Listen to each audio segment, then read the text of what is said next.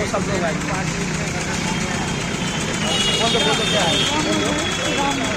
आज परम पूज्य शंकराचार्य जी महाराज फरुखाबाद की पावन धरा पर पधार रहे हैं।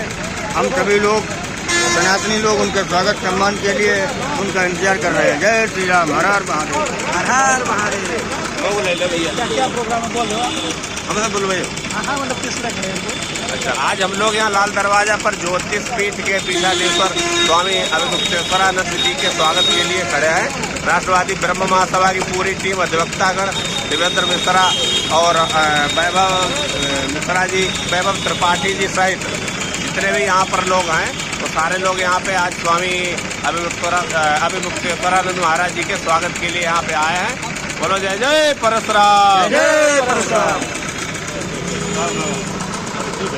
बोल दो बाबा।